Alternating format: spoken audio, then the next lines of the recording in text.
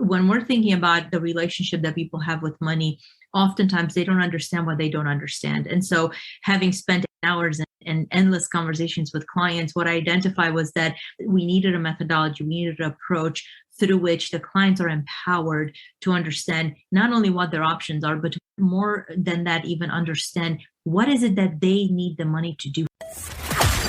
Welcome to the Average Joe Finances Podcast. Are you trying to get out of debt, invest, or just not sure where to start? Then this is the place for you. We discuss different ways to get out of the rat race and build your wealth. Join us on this wild ride to financial freedom. Hey, welcome back to the Average Joe Finances Podcast. I'm your host, Mike Cavaggioni, and today's guest is Eunicia Peret. And she's the founder of the Empowered Financial Planner. I'm super excited to have you on the show. Thanks so much for joining me today. Thanks so much for having me, Mike. It's a pleasure to be here. Right on. So right off the bat, the first question, this is the same question I ask everybody that comes on the show, is we want to know a little bit about you. So if you could share something about yourself, share your story. How did this all get started for you? How did you find the Empowered Financial Planner? That's a great question. I didn't find it, it found me. It found me really through the personal journey that my husband and I had really with our finances, our old financial advisors, and really our overall journey to finding this thing called financial empowerment, right? Financial independence, whatever people find designed to or desire to call it. And the journey really started, if we were to go back through my career, it started back in the day when I was an executive in corporate America, had done everything I needed to climb up the corporate ladder exceptionally fast. And what I realized as that was happening was that the more money I was making, the more money we were making as a family, the more money we were spending. And because of that, yes, our wealth was growing, but it was not growing quite the same way that perhaps we were hoping, or perhaps we were even witnessing other people around us growing their wealth. And so one of the things that happened for us a few years back is we needed to make some financial decisions. And when we took a pause to ask some questions regarding and surrounding those financial decisions, what we found out was that our financial advisors at that point in time, all they really were interested in doing is putting us in the types of vehicles, financial vehicles that they were quote unquote selling. Because in my heart and what I did as a career for many years as a strategy consultant, I ask a lot of questions, and I was asking all of these questions that frankly, I was not getting very many answers to. Or if I was getting answers to, the answers were always wishy-washy to the best of my ability. They were never clean and they never made me feel comfortable. And so what I did is I started really geeking out and asking more and more questions, but not just asking questions, figuring out not only the answers, but more importantly, how and why the questions, and even more importantly, the industry is so disparate across the board, right? Because if everybody sells something, it means that everybody's got their own unique niche. And ultimately, unless we have all of the products under the sun, which that's very unlikely, we end up missing out potentially on strategies that could be helpful for us. So in that journey, one of the things that I discovered was that there are individuals in general have a lot of blind spots. There are a lot of black holes, potholes, whatever you want to call them, that unless we know how to avoid them, we go right through them. And we may not necessarily feel the impact at the onset. What ends up happening is because of those blind spots, potholes, whatever we want to call them, we end up leaving a ton of money on the table. And so that's a little bit about my journey and how I ended up really focusing in on how do we help other individuals, specifically those that are earning a lot of money. We work with a lot of multi-6 and 7-figure earners that are leaving a lot of money on the table, to taxes, to bad investments, to poor investments, and really to the lack of knowledge when it comes to not just risk, but also protecting from themselves from a legal standpoint. Right on. Yes, that is an extensive background, and also really awesome to see how you got into where you're at right now, just asking the questions that you were asking, not really getting any type of answers, which is funny when, because I've interviewed a few people that have gone the standard route and the standard way with financial planners. And it's funny that what's considered the standard, right? The products that get sold to consumers today, or investors or people that are trying to save up for retirement today. It's so funny. If you start looking at alternative investments and other ways to do it, there's other avenues to get you there that your money's not locked in until you're 65 years old or whatever, and opportunities for it to grow even more with less fees and things like that. As you were talking about that, I wrote down this question that I wanted to ask you, because why is it that the financial industry is so focused on these standard products? A big part of it is the way that the industry itself incentivizes people, right? Because financial products do come with a commission, oftentimes what individuals and end consumers, really ultimately the clients, don't understand is that, just think of real estate. That's something that everybody kind of understands, right? When you work with a real estate agent, let's say that you might get qualified for, we'll use easy numbers, $500,000 or $1 million. But let's say that you're qualified for $1 million, easy round numbers, and you go out there with your real estate team and you look at a ton of houses, but you're really starting in that $500,000, $600,000 level, because who knows, maybe you find that gem, right? And you find a house that fits your needs perfectly, but maybe it's $650,000, maybe it's $700,000. Unless your real estate agent helps you make the decision that's focused on what you truly are most interested in, not the price of the house, but really how well does the house fit your needs. What you as an end consumer might end up being exposed to, you're probably going to end up maxing out on what you were qualified for. You're probably going to end up with $1 million home, even though that house at $750,000 or $700,000 could have been yours. Maybe you needed to put a little bit of lipstick on it, and it could have cost you all in $700,000. But you still would have had $300,000 more to play with.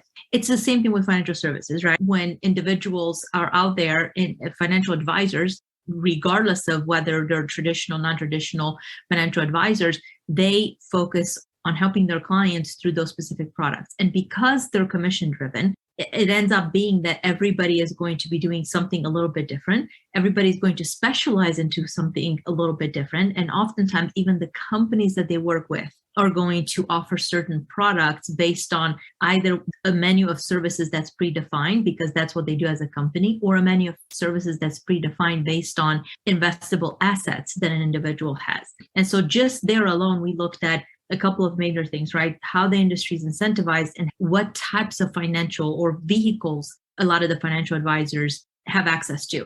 And so your question was more along the lines of, really, when we're looking at how financial advisors are incentivized, specifically, I think your question was, why is it that financial advisors will be proponents of specific things, right? It's because if, let's say that a client who talked about real estate comes in and says, hey, Eunicia, I really want to understand more about real estate. I want to have a portfolio of assets. Most financial advisors would start talking the game of the risk and the different things that are associated. Real estate is great, but, and you have this long laundry list of buts. What I found in working with our clients as a wealth strategist is that I don't want to tell a client that real estate is great, but, and then the laundry list, right? Rather, if the client sees and believes that real estate is the best, and that's where their heart and mind is, the question is that, and becomes, how do we address the needs for that specific client to make sure that their money still grows, the risk is managed, but at the end of the day, they get to rest in peace, knowing that they're building wealth in a way that's meaningful to them. And so that was a pretty complex answer to a very simple question. But the reality is, a lot of people don't understand the complexities. And because of that, they fall trapped to the typical of what they see out there every single day. I definitely appreciate that. The too long didn't read version that I'm getting out of that is, hey, the standard practice is they're commission based when they're selling these products. It's going to put more in their pocket by sticking with what they know and what they sell versus trying to have you look at alternatives as well.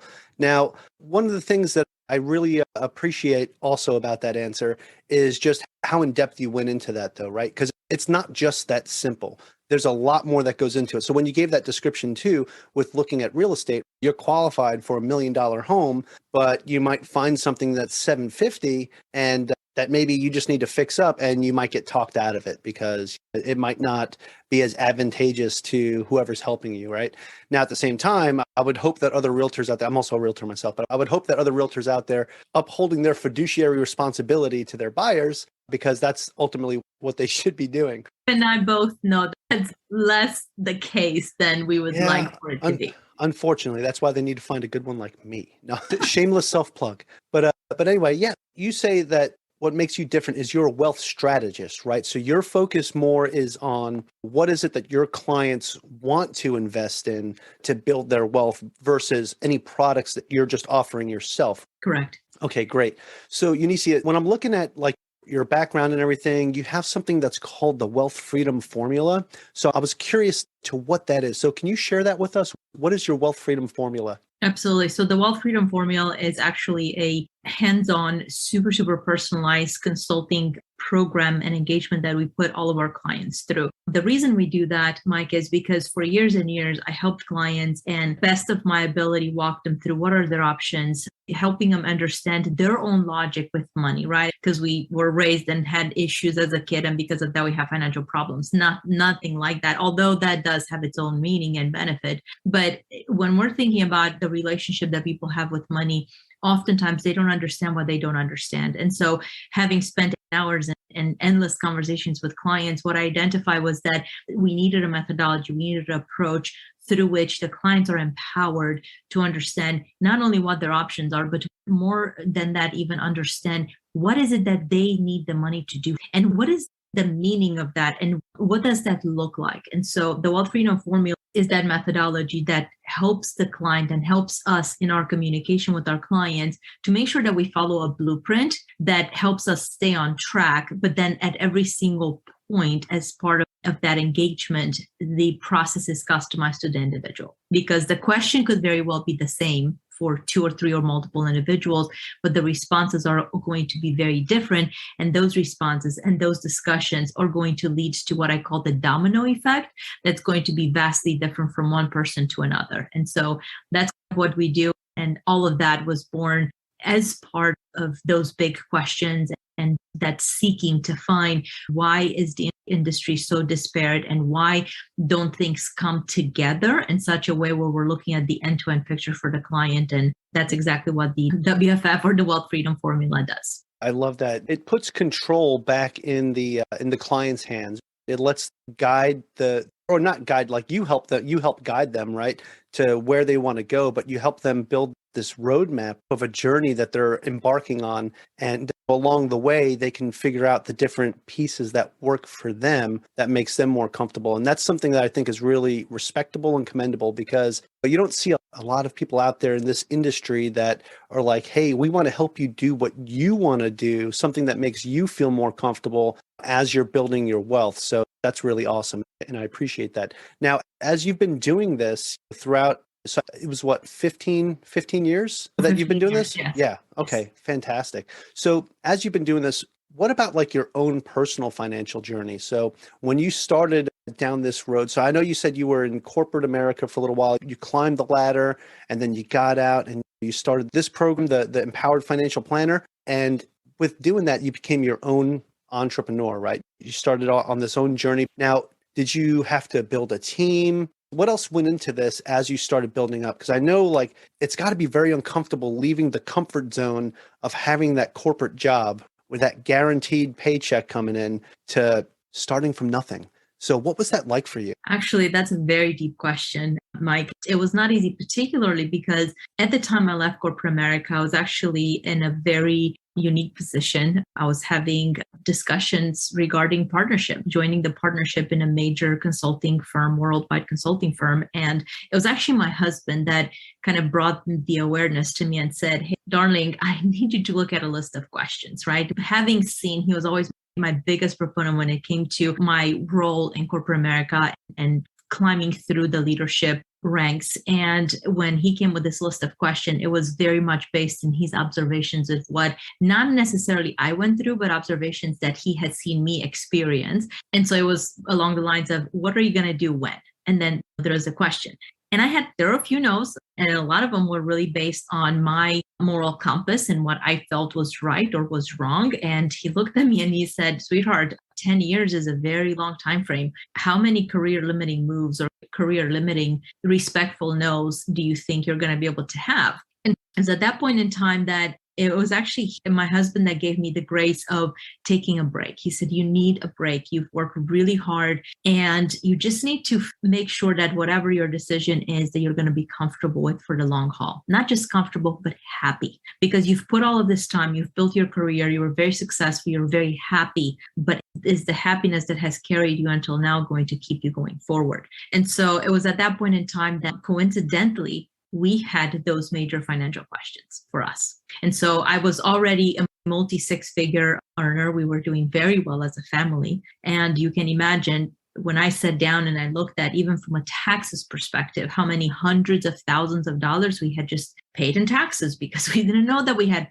alternatives. It was painful and it was hurtful. And when I started looking at what could be done, obviously at first I looked at our situation, but then it very quickly converted into how can I give back? And to answer your question about my journey as an entrepreneur, I started out as an entrepreneur. I didn't know at first if I even knew how to pay myself, because that was never a thought in my mind. I had never been in that realm of earning my own pay. Of course, yes, I did earn the pay because I got the salary, but how do you truly pay yourself? Through your own hard work. You get to be the person that invoices and everything else. And so it started out by me working on my own. Then I got a group of very close mentors that I collaborated with. And what I realized was that in order for me to really be able to give back, we needed an actual team. And so we just started bolting on different team members in different parts of the organization, and we continue to grow and we continue to hire and continue to bring on amazing folks that can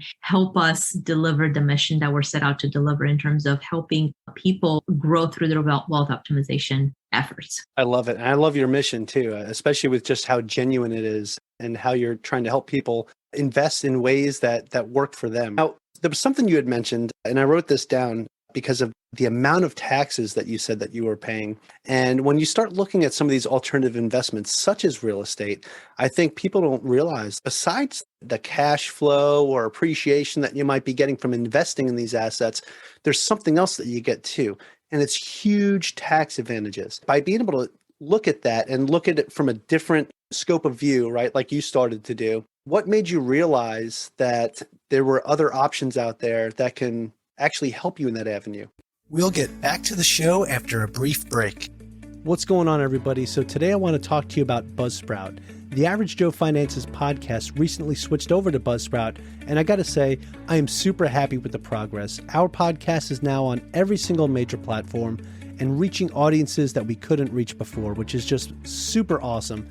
So thank you to Buzzsprout for being such a great platform. But also I want to say, hey guys, if you sign up for Buzzsprout and you sign up for one of their paid plans using our link, you'll get a $20 Amazon gift card. So go check them out. It's averagejoefinances.com/Buzzsprout, and we'll make sure the link is in the show notes below. Hey, what's going on, everybody? It's Mike Cav from Average Joe Finances. Just want to talk to you today about Prep Agent. If you're interested in learning how to become a real estate agent and being able to pass the test on your first try, check out Prep Agent at www.prepagent.com. Use code AVGJOE, that's Average Joe, AVGJOE, to get an additional 20% off. Let's get back to today's episode.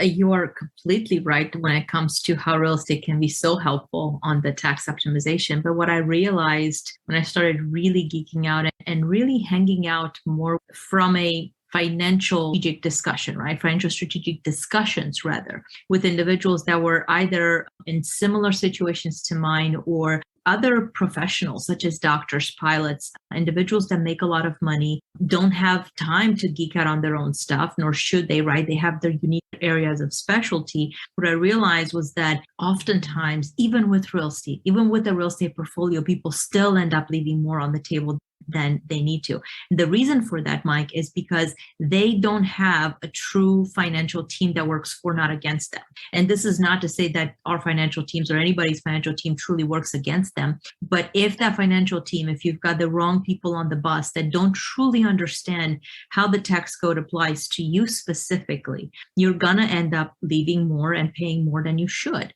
A good example for it when it comes to real estate, we have several clients that when we started working with them, they had a real estate portfolio. And what we found out was that CAs that they were using did not necessarily understand the intricacies of their overall business, the intricacies of and the delineation between the real estate portfolio and their day-to-day jobs. And because of that, they weren't optimizing the tax code. And so part of what we do, especially with high net worth individuals, as well as high income earners, is to make sure that the client's financial team either comes together because we have the right people on the bus, or the client will get to decide when they realize maybe that they don't have the right individuals, they'll literally come to us and say, okay, I think I need to speak to somebody else. Who might you be able to introduce? And that's where our team of experts comes to bear. Those are not individuals that are on our team necessarily directly. And the reason for that is very strategic. We want our clients to get unbiased first hand and first help. And that's where we act more as the conduit, more of as the quarterback for our clients, so that nobody ever feels that, hey, I'm in a family office and these guys are just kind of everything that they do, they can just execute it internally. I see that as potentially being very dangerous, because then again, it takes us right back into what is the menu of services, and are we somehow limited to either the knowledge or the menu of services that we're getting? So I know it was a long, pretty detailed answer, very multifaceted, but unfortunately, this problem of truly optimizing wealth is not as simple as, to your point, just cut down the cost and you'll be fine, or just buy real estate because it'll help you minimize your taxes and you'll be fine. I wish it was that easy. No, nothing's ever that easy. Nothing's ever that simple. I really appreciate that. And one of the things I wrote down, like the key word that you said there, by being able to refer these people out to other outside entities, that third parties, is how they can get that unbiased opinion or recommendation that's separate from you and your team. So that's really awesome. Another thing I wrote down too, because one of the things I'm really enjoying about this conversation is you keep saying that you're geeking out on this stuff. And I love it because I geek out on this stuff too. It's really fun to just learn more and learn these different ways to build wealth, to save on taxes and different things like that. So I really love that you use that term, geeking out. I want to rewind back to something else that you said maybe 2 or 3 questions ago. And I wrote this down and I forgot to bring this up. And that was, you had mentioned something about having a relationship with money. And this is something that I brought up on the show a couple times. I've had a couple other guests on the show that bring this up. And I just want to point out the significance of that, because a lot of people, they don't have a relationship with money. They just think of it as a tool. Sure, it is a tool, right? It is a tool that you can use to help build wealth. But what is your relationship with money? So it's just like having a relationship with a person. If it's toxic, it's not going to work out that well. You're probably just going to see your money walking out the door. But if you have a good relationship with money, you can say, hey, money, come on board. Let's work together. Let's get you employed to make more of you. So I think I just want to point that out, because that's something, key words that you say that make me really smile on the inside, but also, okay, she's genuine. She's a genuine person. So I just want to say I really appreciate that. Now, speaking of being genuine and enjoying what we're talking about, you've been doing this for over 15 years. You've been helping multiple people with building their wealth and just building different wealth strategies, helping them build their blueprints and work on that relationship with money. What would you say is the thing that you enjoy the most about what you do? At the end of the day, is seeing the value that we deliver to our clients. And going back to the 15 years that you were mentioning, it's actually even part of that 15 years, for our listeners to understand, was rooted in helping large Fortune 500 organizations, just listen to this, do more with less, right? How can we do more with fewer people, with better processes, with increasing our bottom line? And one of the biggest ahas and the biggest rewards that I ever got personally was to see that we can deliver the value to the clients. Oftentimes, doing more with less, but not focusing on how do we fire people, but rather how do we re-engineer what the client already had and focus on bettering that organization. It's the same thing when it comes to money. Just like I said earlier, it doesn't mean that if you have a financial team, which sadly to say most people don't truly have a financial team, if it even exists, it doesn't mean that we have to scrap it. But it does mean that we can bring those people up to speed on what else are we missing out by infusing the situation with thought leadership, with new leading practices, with leading practices that maybe, using your favorite word, they didn't geek out on, right? Because they're doing what they're supposed to be doing every single day. It's our job to geek out because that's what we do and that's what I love doing. But it's seeing the results and it's seeing the fact that we do have an impact and that what we deliver to clients is core results, hardcore increases to their bottom line by minimizing taxes, by optimizing the way that they invest money, and by in many cases, minimizing risk, even from a legal standpoint. Oh, I love that. Absolutely love that.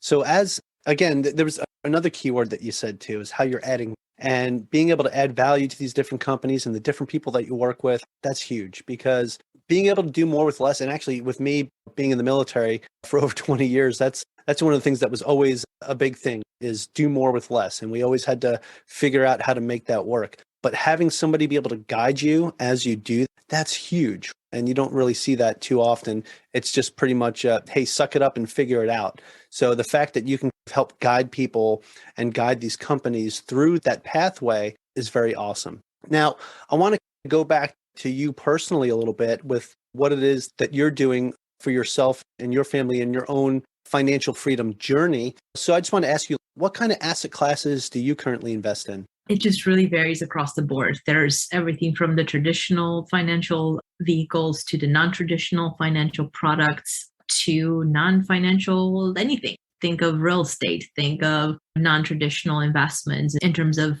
different projects and different things where we see that there's an opportunity to not just make money, but be the voice of reason behind some amazing initiatives. And we do all of that just like we do with our clients in a manner in which it feels comfortable. If it doesn't feel comfortable, I'll tell, just like I tell my clients, there are certain things, for example, the market, there are specific things that I just can't stand about the market, not because it's what it is, but because it is what it is. It's because I cannot deal with the losses. And so some of our products in that arena are really more there for us to sense what's happening with the market because I need that and because of what I do. But outside of that, I cannot stomach losses. I don't like seeing major losses just to see major gains, because at the end of the day, what I know is that they even out. And so I don't need a roller coaster to live on for every single day of my life. If I needed a roller coaster, Six Flags is a pretty good place to scratch that itch during the summertime. Yeah, for sure. No, I appreciate that answer, because it's the same thing for me. I focus mostly on real estate. I do invest in a whole bunch of other different products, but real estate for me has always been the bread and butter because it's always been very steady. Whereas, as you said, the market can be a roller coaster, these ups and downs. And so I do have some small positions in the market when I look at that every now and then. So that's one thing I refuse to do. I will not look at my investment portfolio like every day, like some people do, because I would just lose my mind. But maybe about once or twice a week, I'll just pull it up, see what's going on and say, not looking at that until next week. So yeah, definitely appreciate that. Now, I want to kind of transition this into something that we started doing called the final round. And it's 4 kind of hard-hitting questions that I think will really pull out some good information from what it is that you're doing and just some of the trials and tribulations that you've faced in your own journey, building up your company as well. So if you're ready to go, we'll get that party started. Let's get the party started. All right, Eunicia, I appreciate that. So the first question is, what's the biggest mistake you've ever made? The biggest mistake I've ever made was not listening to my gut instinct. And this is the guiding point that I give my clients and anybody that I talk to. Anytime when your gut tells you or guides you into a specific direction, listen to it. Obviously, ask questions, but follow your instincts. Your instincts are generally rooted, like the relationship with money, right? They're rooted in past experiences, they're rooted in things that you can't necessarily understand or articulate. And for me, the biggest mistakes have always been associated with not listening to my instincts. Yeah, that's very fair. That's very fair. I've even experienced that myself too, even in a real estate deal that I purchased one time where I didn't listen to my gut and I got punched in my gut for not listening to it. So that's for sure. People are a lot more intuitive than they think they are. And if you can really focus on your instincts, like you said, it can make a big difference. We don't know what we don't know, but we do know what we do know. In the back of your head, if something's telling you this doesn't smell, this doesn't feel right, it's probably because there's some knowledge that you have back there that you're tapping into, that you're maybe just not seeing it right now, but your body is telling you, hey, this is not the right move. So definitely appreciate that perspective. Now, the next couple questions all tie into this as well. So the next question is, what is something that you've learned that you wish you knew when you first started? Invest in yourself. I wish that, especially for if we have any individuals that are leaders in the corporate world, or you work for somebody else, or even if you're a business owner and You found success by doing the hard work, investing in yourself, in the knowledge, in the strategic guidance and support from experts is huge. Give an example of how far I've come. When I first left corporate America, I didn't even know that there's the notion. Of course, I knew about consultants, for crying out loud. I had been in that role for many years, but I never knew that hiring a consultant at a personal level, not for a Fortune 500 company, but for myself, for my small company at that time, that it was critical. And so when I first discovered that, it was a huge eye opener. And it was such a big eye opener to where even just this past year, I had 3 business coaches that I had hired, and every single one of them had a different strategy. Now, of course, there was the kind of key business coach, and everything else that I was hearing was a validation of, is it leading practices or is it not leading practices? But then in itself gives you the idea of there's so much stuff out there. We can Google anything that we want. The reality is that without having the true leading practices from individuals that have an unbiased way of helping us and helping us think through, helping us see what we need to see and helping us think through what we need to think through, we're going to be our own worst enemies. And so that was the one thing that I've learned, that investing in ourselves, in our business, is absolutely huge. Absolutely agree with that. You have to invest in yourself. And that kind of takes me back to a really good book called Profits First by Mike Cavaggioni. And I've had actually 2 different people on my show that actually talked about that a little bit. So it's like the same thing, pay yourself first, right? So as you're investing and especially if you're building a business, you want to pay yourself first as well. So investing in yourself is huge. And that could be anything of going out to a nice dinner. It could be different things that you might need for, let's say you want to start a podcast and you need to buy some equipment. Investing in that, just different things that will help you raise the happiness bar. And sometimes I think a lot of people forget, especially in this industry, for people that are maybe trying to be a little bit more frugal as they're beating debt and trying to figure out ways to build their wealth. Sometimes they forget to give themselves something. And a lot of times those are the people that will get burnt out and say, you know what, I'm not doing this anymore. And they wind up living paycheck to paycheck for the rest of their life, or having to wait until they're in their late 60s to be able to retire. And even then, sometimes they can't even retire then. So I think investing in yourself and keeping yourself happy as you go along your journey is huge. So I definitely appreciate that answer. Okay. So this kind of ties into the next question. And that is, do you have any tips or tricks that you would recommend to someone that is just getting started today? So tips and tricks, that's a great one. Going back to what you said earlier about you have to invest in your health and yourself, you have to invest in your happiness, 100%. One of the big tips and tricks that I share with, even if I didn't share it with them, our clients always see it on the other side, is this knowledge that free isn't always free. There's nothing in life that comes for free. And oftentimes what we see with individuals, so many times, whether they work with a real estate agent or they work even with a financial advisor, they just want the free. How can I get it for free? How can I negotiate myself a better deal? And what I feel they always fail to see is that negotiating a little bit here or a little bit there ends up actually costing them a whole lot more in the long run. So while it's not a tangible tip and trick, when you're thinking, let's say, for example, the free guidance that you've gotten thus far with how you invest your money, think of the following question. What are you leaving on the table? What is it truly costing you? Because it's not just about how you invest your money. It's so much more than that. So what are the different pots of money that you're totally flushing down the toilet every single day, every month, every year that you'll never get to see because you got it for free? You had access to that very super limited menu of services and you were fine with that because it was free and you didn't know any different. So my tip and my trick there is surround yourself with good people.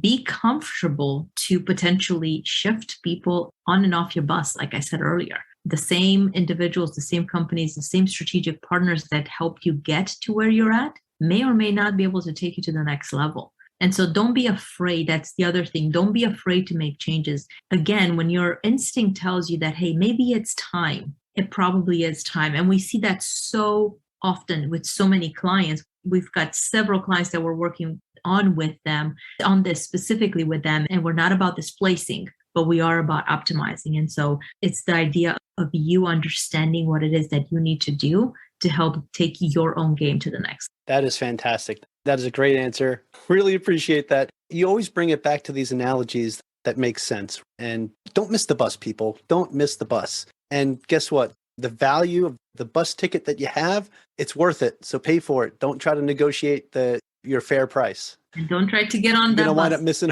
You're going to wind up having to get off 2 stops too early, and then you're going to walk 2 blocks. No, I definitely appreciate that. That is awesome. Okay, Eunicia. And now the next question is, do you have a favorite business, investing, or real estate related book or podcast or both? As a matter of fact, I do, Mike. One of my most favorite books for folks to reference is Tony Robbins' book called Money Master the Game. It's not a super hard read. It is a long book to get through. But the reason I specifically appreciate the book is because, number one, it provides some third party insights into this idea that you need to be thinking about things differently. The other reason is when I first read that book, I thought, oh my gosh, we need to do something about the limited options that people have when it comes to how they see money, to how they invest money, to how they perceive, going back to that relationship that we talked about money. And so it's a book that I definitely recommend. It's fun and it'll be a huge eye opener for many people. That is fantastic. That's a great book for people to read.